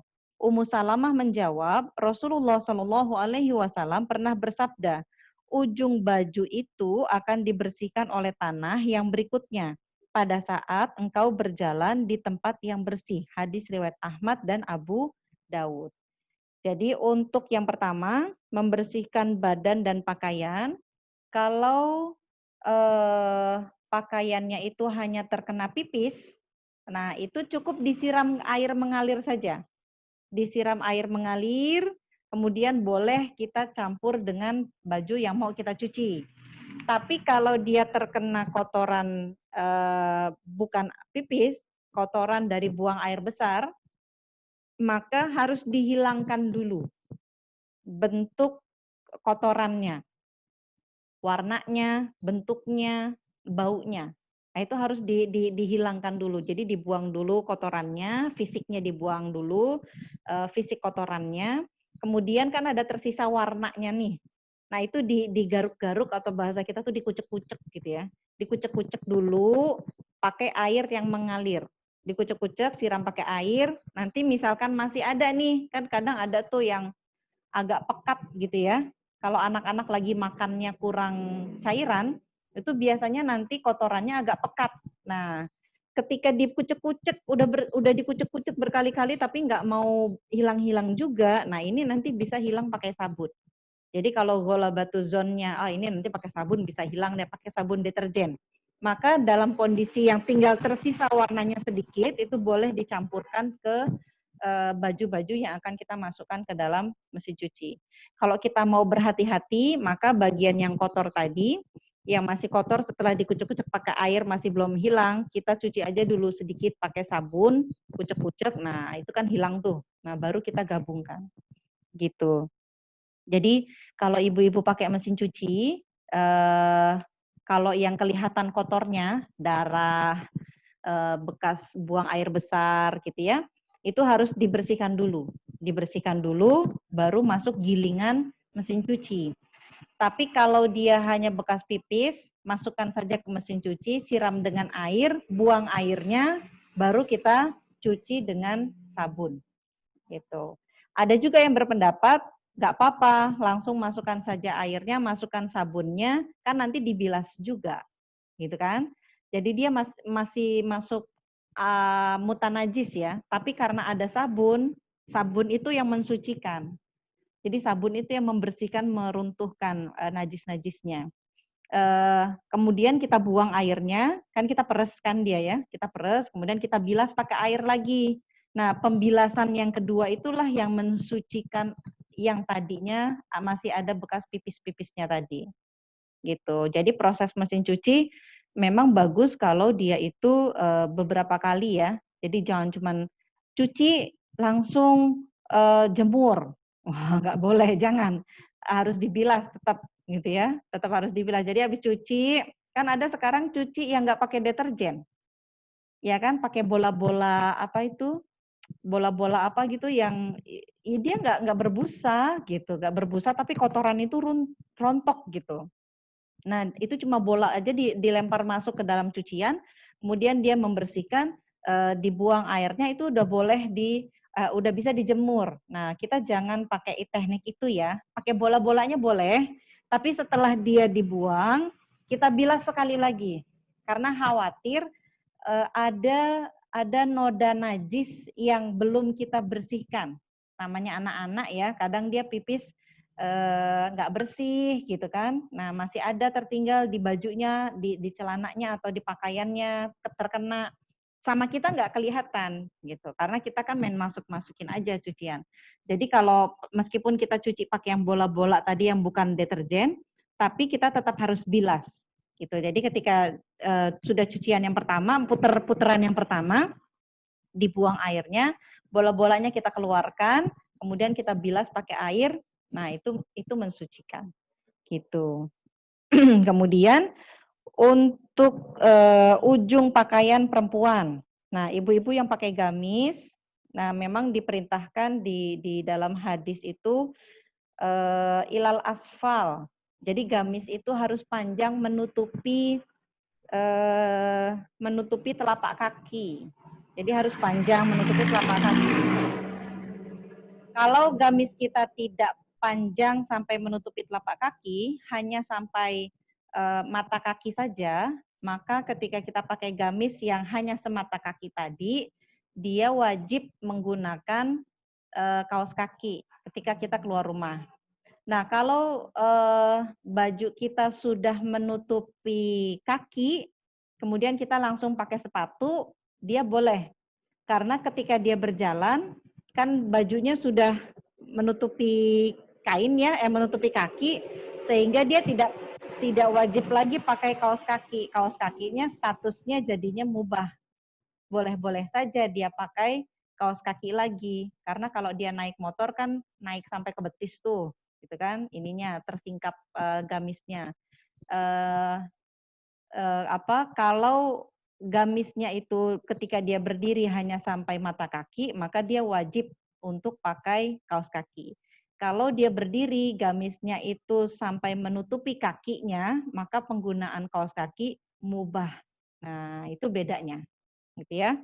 Ya, kalau saya tetap pakai kaos kaki. Soalnya gimana? Soalnya saya kalau melangkah, mau gamisnya lebar, panjang, maupun gamisnya semata kaki, gitu ya, tetap aja kelihatan, gitu. Karena kakinya kalau melangkah itu besar-besar, gitu ya.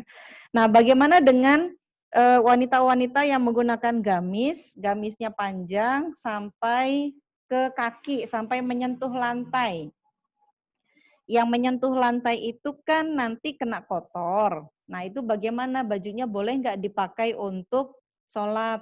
Nah, ini ternyata ada hadis yang menyebutkan kalau kita berjalan di tempat yang kotor, kemudian kita melewati tempat yang kering, ada debu-debu kering, maka debu-debu yang kering itu mensucikan kotor-kotor yang di jalan sebelumnya yang kita lewati. Gitu.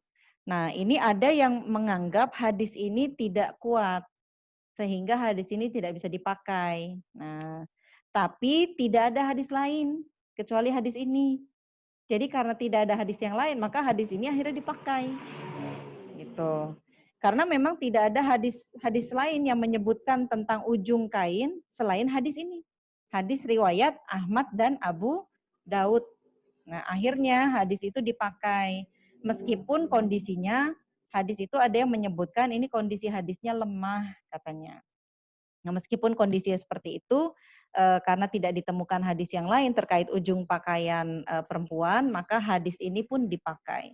Gitu. Jadi kalau ibu-ibu yang punya baju panjang, kalau habis hujan-hujanan, kemudian ada wilayah yang hujan, kemudian hujan itu kita sampai rumah, kita lewatin karpetnya itu kan kering. Nah, gamisnya itu boleh dipakai karena sudah melewati karpet tadi. Jadi karpet yang keringnya tadi itu ada debu-debu yang mensucikan ujung-ujung pakaian kita. Gitu. Kalau ragu, misalkan gini, ini bukan cuma najis, tapi kotor. Jadi ada bekas tanahnya gitu ya, yang nggak enak banget gitu ya kalau dipakai buat sholat. Nah, kalau kita merasa kurang nyaman, ya sudah ganti baju aja gitu. Pinjem gamis atau gamisnya dibuka dulu. Kan kita masih pakai baju daleman ya, baju hari-hari di rumah. Masih ada daster di dalam baju kita. Nah, kita numpang sholat di ruangan yang tertutup, yang tidak dilihat oleh orang umum, maksudnya laki-laki asing di dalam rumah itu. Jadi kita numpang sholat, gamisnya kita buka, kemudian kita pakai mukena. Nah itu boleh. Nanti habis itu gamisnya kita pakai lagi, gitu. Itu boleh. Karena kita ragu, gamis saya ini beneran sudah bersih semua dari najis atau enggak? Karena kotor banget, gitu. Kotor banget sampai ke atas-atas. Nah seperti itu. Baik, sampai sini ada yang mau ditanyakan?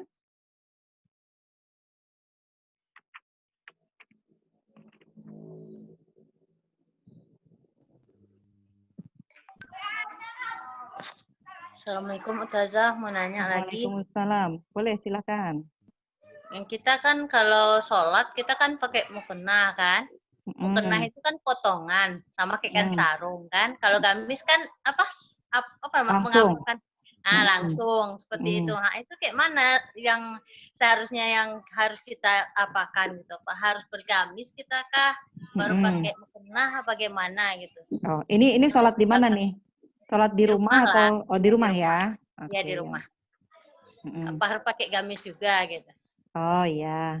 Jadi gini, gamis itu disyariatkan untuk keluar rumah.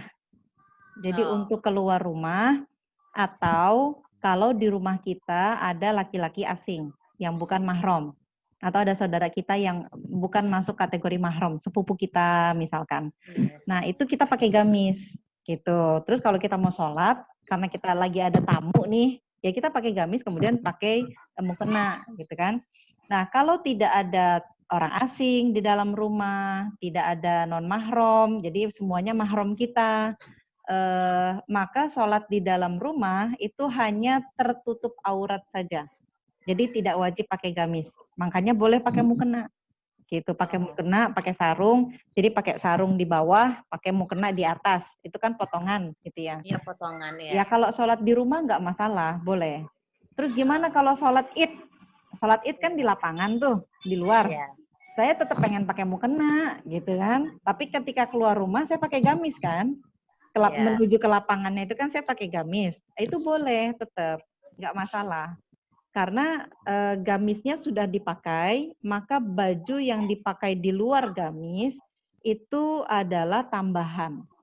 Dan tambahan itu tidak masalah kalau bentuknya potongan. Gitu. Jadi tapi jangan terbalik ya. Pakai gamis, habis itu saya pengen terlihat seperti potongan. Kemudian dia pakai lagi rok, kemudian dia pakai kemeja. Dalamnya gamis. Ini buat apa? Buat gaya-gayaan. Nah, itu nggak boleh. Kalau untuk sholat, itu kan mukena pun difahami sama orang itu memang untuk sholat. Baju sholat kan. Nah, kemudian kalau misalkan pakai vest atau apa rompi ya, pakai rompi di luar gamis, ya itu nggak apa-apa.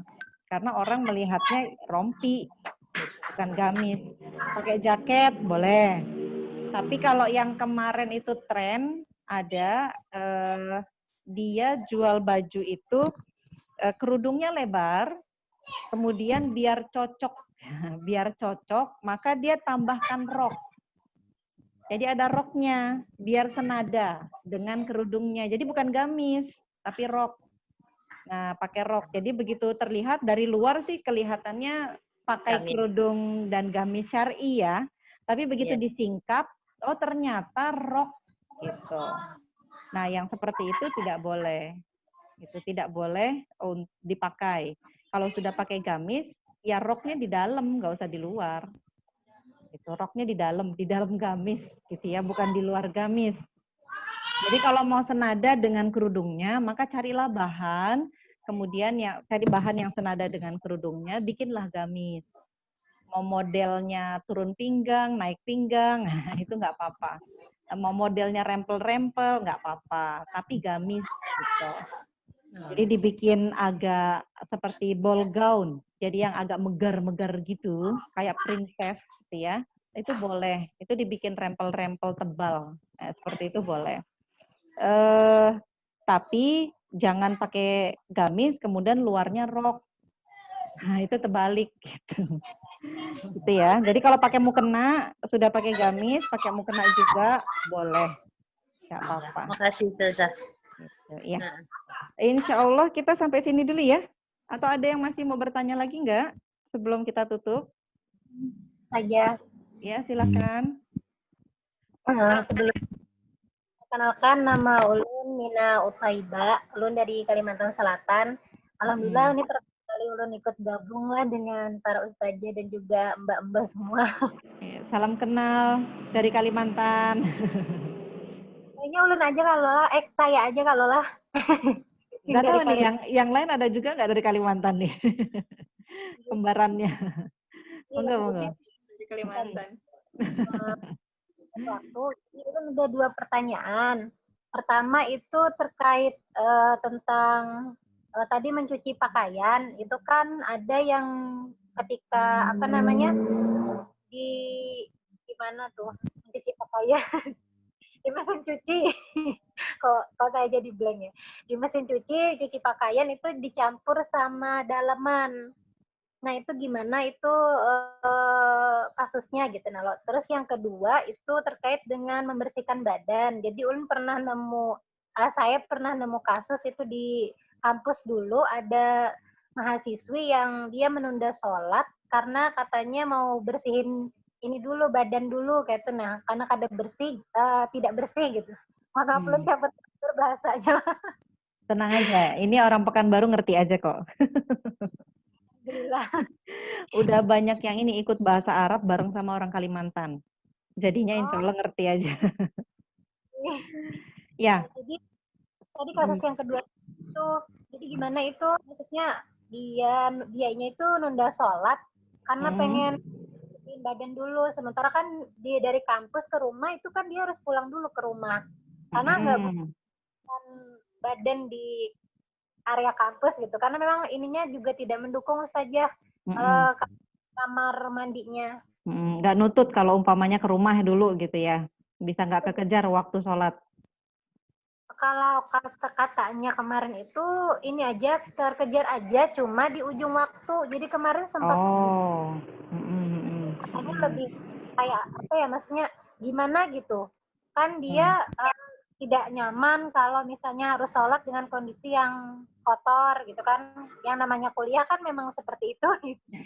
Tapi kalau jadi itu gimana ininya kasusnya? Karena kalau ulun sendiri kan sebenarnya saya sendiri tuh ngambil pendapat yang tadi dikatakan kalau untuk pakaian kalau dia sudah terkena debu ya insya Allah sudah bersih gitu. Jadi bisa dibawa sholat. Kalau ulun memang ngambil yang itu. Nah, yang tadi gimana? Terima kasih. Ya. Waalaikumsalam warahmatullahi wabarakatuh. Jadi gini. Untuk yang pertama cuci baju pakai campur sama daleman-daleman yang mana daleman-daleman itu bisa jadi masih ada najisnya mungkin bekas pipis yang belum bersih gitu kan, apalagi bareng sama baju anak-anak dan daleman-dalemannya anak-anak.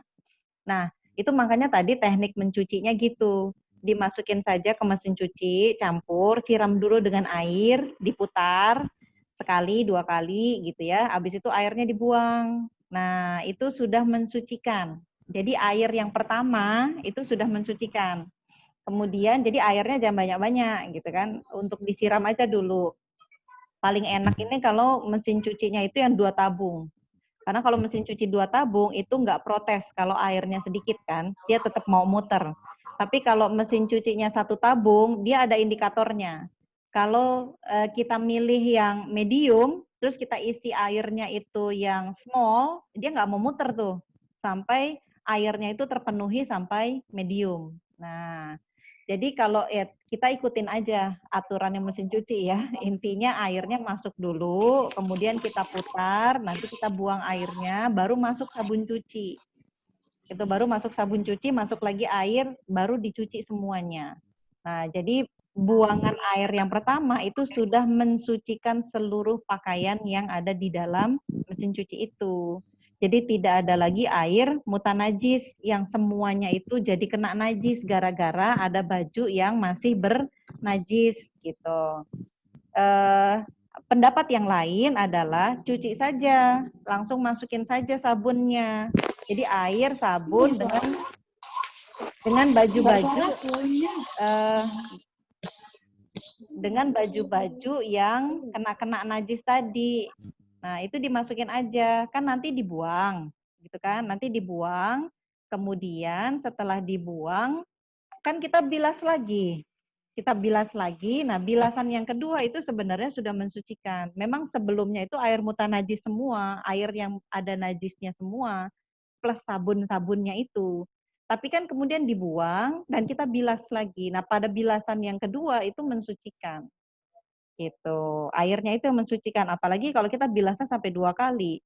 Dibilas sekali, kemudian dibilas lagi pakai pewangi. Nah, insya Allah itu sudah bersih gitu ya, sudah jadi suci. Kemudian jadi kita boleh pakai teknik yang pertama, yaitu kita bilas dulu, baru masuk sabun, baru nyuci gitu. Atau kita pakai teknik yang kedua, ya langsung cuci aja, toh nanti juga dibilas gitu. Itu dua-duanya boleh. Kemudian yang tentang baju badan kotor, mungkin dia ada kayak di pembahasan kita sebelumnya itu ada wadi yang keluar. Kalau kita taunya keputihan. Mungkin ada keputihan yang keluar di pakaian dalamnya, dia tidak nyaman sehingga dia pengen mandi dulu. Pengen mandi dulu baru sholat. Nah, kalau masih bisa mengejar waktu sholat meskipun di akhir, itu nggak apa-apa. Dia tidak mendapatkan keutamaan sholat di awal waktu. Tapi dia masih masuk, masih gugur gugur kewajiban. Meskipun di akhir gitu ya. Karena kan waktu sholat itu ada sholat itu kan ada waktunya. Ada di awal, ada di tengah, ada di akhir, di ujung. Yang enggak boleh itu kalau udah lewat. Gitu. Yang enggak boleh itu kalau udah lewat. Kalau mepet-mepet di akhir itu masih. Hanya saja jangan diulangi terus-terusan. Gitu. Jangan diulangi terus-terusan. Kan kita udah tahu nih ngukur kan. Ini nanti saya kegiatan di kampus dari jam sekian sampai jam sekian. Ini enggak mungkin nih. Enggak bisa nih. Ya bawalah baju ganti, nggak pakai mandi, tapi kan bersih-bersih aja, basuh-basuh gitu ya. Atau pakai baju dalemannya yang diganti gitu. Karena yang kotor itu kalau ada keputihan yang keluar, wadi, yang kotor itu kan hanya pakaian dalamnya. Sementara baju-baju luarnya, keringat itu bukan najis. Ya, meskipun bau nggak enak gitu ya, lengket gitu kan. Keringat itu bukan najis, sehingga dia boleh dibawa untuk sholat gitu. Emang nggak nyaman kalau kita pengen bersih perfect gitu ya, ya itu sholatnya di rumah. Kalau sekarang ini kan sholatnya lagi di luar. Karena lagi di luar, bagaimana lagi kalau misalkan kita lagi membantu peperangan jihad. Nah peperangan jihad itu nggak mungkin bersih-bersih terus gitu, karena kan kita di tanah lapang, di medan perang, nggak bisa bersih-bersih. Nah dalam kondisi-kondisi seperti itu, dilihat dulu kotoran, bahkan para sahabat itu sholat dalam keadaan lukanya itu terbuka. Jadi darah itu masih ngalir. Jadi luka terbuka bekas tebasan pedang, itu bajunya pun kotor. Nah pada waktu kondisi itu ada ruksoh. Ada ruksoh, boleh sholat dalam keadaan berdarah-darah begitu. Nah, kalau dalam keadaan normal, bukan dalam keadaan di medan perang, dia harus bersihkan dulu bajunya itu dari noda darahnya. Nah, jadi kalau di kampus tidak memungkinkan untuk mandi, waktu sudah mepet, dan misalkan kalau pulang sama sekali nggak kekejar, maka silakan dibersihkan saja pakaian dalamnya. Gitu. Dibersihkan pakaian dalamnya atau diganti gitu ya, diganti pakaian dalamnya. Kemudian dia sholat. Jadi perlu difahami keringat kita yang seharian, yang suka berbau nggak enak menurut kita, tapi menurut kitab fikih keringat itu bukan najis. Gitu. Jadi keringat bukan najis. Kalau keputihan najis, dia harus dibersihkan. Tapi keluar keputihan itu tidak wajib untuk mandi. Yang wajib untuk mandi itu kalau keluar mani. Apakah perempuan keluar mani? Sama, karena perempuan itu saudaranya laki-laki. Nah, itu di kitab fikih wanita itu disebutkan gitu. Cairannya mirip-mirip ya sama keputihan. Cuma beda proses pengeluarannya. Kalau keputihan itu nggak ada apa-apa dia keluar, capek aja dia keluar gitu kan. Sementara kalau air mani itu harus ada aktivitas dulu, aktivitas yang menimbulkan kenikmatan, nah itu baru dia keluar gitu. Nah kalau keluar air mani di kampus dia harus mandi memang, nggak boleh enggak karena dia mengeluarkan sesuatu yang mewajibkan dia untuk mandi. Nah, air mani itu tidak najis, beda dengan wadi keputihan. Kalau keputihan itu najis, tapi kalau keluar keputihan dia tidak wajib mandi. Kalau keluar mani dia wajib mandi. Meskipun cairan mani itu bukan najis gitu. Dia cukup dikeruk saja, dikerik atau dibersihkan, itu sudah nggak apa-apa gitu. Karena yang mewajibkan dia untuk mandi itu adalah aktivitasnya, bukan cairannya. Ya perlu dikenali itu ya. Kalau untuk anak-anak kampus, ini kotornya apa, gitu ya? Kotornya apa? Saya tadi gendong anak kecil kena pipis. Nah, itu lain lagi. Berarti ya mau nggak mau dia harus pulang. Makanya sebelum acara bubaran, jauh-jauh waktu sebelum waktunya pulang dia harus izin pulang dulu karena sudah tahu badannya itu penuh kotor. Karena badannya itu ada kotorannya, makanya dia harus izin pulang lebih dulu supaya ngejar waktu sholat. Gitu. Kalau nggak bisa, maka bawalah baju ganti. Bawalah baju ganti, cari tempat yang memungkinkan untuk mandi atau berganti baju. Kalau nggak bisa juga, ya sudah izin pulang cepat aja. Saya mau sholat, baju saya ini ada najisnya. Gitu, baju saya ada najisnya, maka saya harus pulang cepat supaya bisa sholat. Nah itu izin begitu. Gitu. Jadi kalau kita mengenali mana yang najis, mana yang bukan, mengenali mana cairan yang mewajibkan untuk mandi, mana cairan yang hanya perlu dibersihkan saja, kita itu lebih nyaman, lebih tepat untuk bersikap ketika kita sedang berada di luar rumah.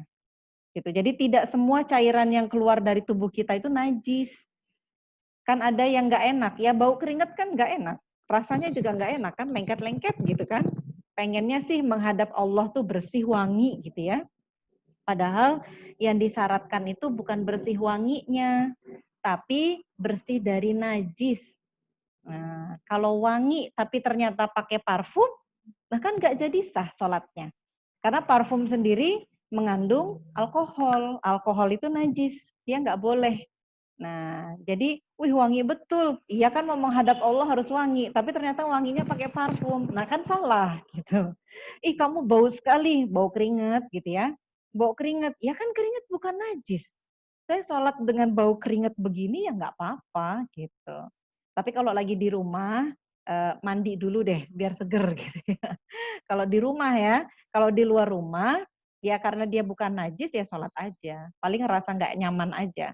Rasa nggak nyaman karena kita terbiasa di dalam rumah itu terbiasa sholat dalam keadaan bersih, rapih, dan pakai bajunya itu pun baju yang baru disetrika gitu ya.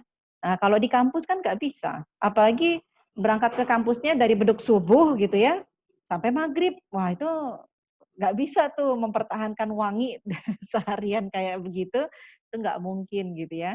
Makanya perlu dikenali mana yang najis, mana yang bukan najis, mana yang harus mandi, mana yang tidak harus mandi, gitu. Jadi jangan pakai perasaan. Soalnya kalau hukum hukum syara atau syariat Allah itu nggak bisa pakai perasaan, dia harus pakai dalil. Jadi bukan perasaan. Gitu ya. Mudah-mudahan bisa menjawab. Ini sudah lewat waktunya. Gak apa-apa ya. Ya, insya Allah. Saya kembalikan lagi ke MC-nya, silakan. Jazakillah khairan buat Ustazah, jazakallah khairan para ibu-ibu semua yang sudah ikut hadir. Semoga bisa istiqomah dan ikut lagi bulan depan. Masih ada kajian fikih kita.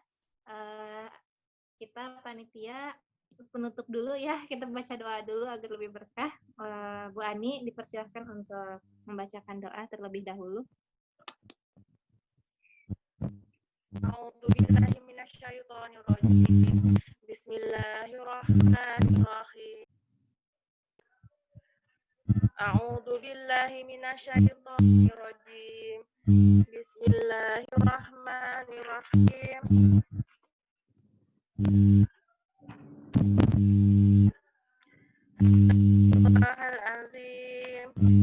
Astaghfirullahalazim. Astaghfirullahalazim.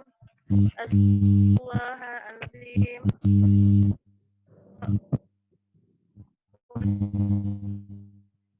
Qulillahumma malikal mulki tu'ti mulka man tasha wa tanzilul mimman tasha wa tu'izul man tasha wa tudillu man tasha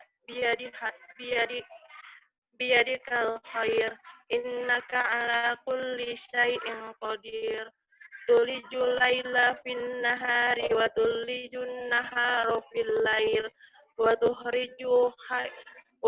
tukhrijul hayya minal mayyiti wa tukhrijul mayyita minal hayy wa tarzuqu man tasha'u bil ghairil hisab.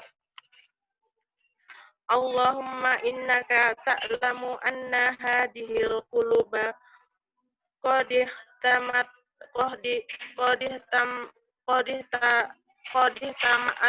ala mahabbatika wa taqat ala ta'atika wa tawahhadat ala da'watika wa ta'ahadat ala nusrati syariatika fawasiki Allahumma rabitotaha wa adim wudaha wa hadiha subulaha wa mlaha binurika alladhi la yahbu wasrah suduraha bifasihil iman bima jami'il tawakulli alaika wahdiha bimakrifatika wa amitha ala sahadati fi sabilika innaka ni'mal maula wa ni'mal masir. Allahumma minna Allahumma ala sayyidina Muhammad wa ala ali wa sahbihi wa salam.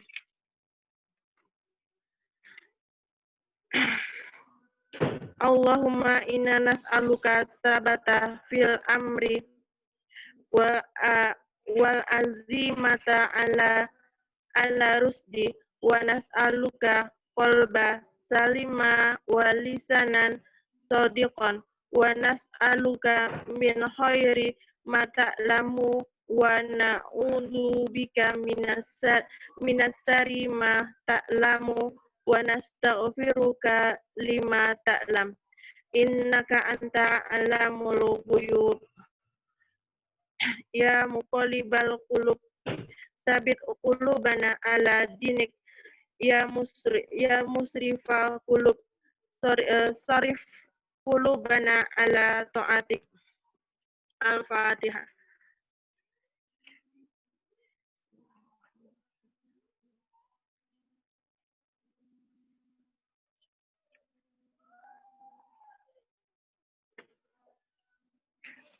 Subhanaka Allahumma rabbil izzati amma yasifun wa salamu ala mursalin wa salamu alaikum warahmatullahi wabarakatuh. Warahmatullahi wabarakatuh. Jazakillah khairan Bu Ani. Mungkin itu ya Bu Titi dan juga ibu-ibu semua. Apabila ada kesalahan dan kekurangan, kami mohon maaf. Kita tutup dengan membaca hamdalah, istighfar, dan doa kafaratul majlis. Alhamdulillahirabbil alamin. Astaghfirullahalazim. Subhanakallahumma wa bihamdika asyhadu an la ilaha illa anta astaghfiruka wa atubu ilaik. Afan minkum bila taufiq wal hidayah. Wassalamualaikum warahmatullahi wabarakatuh.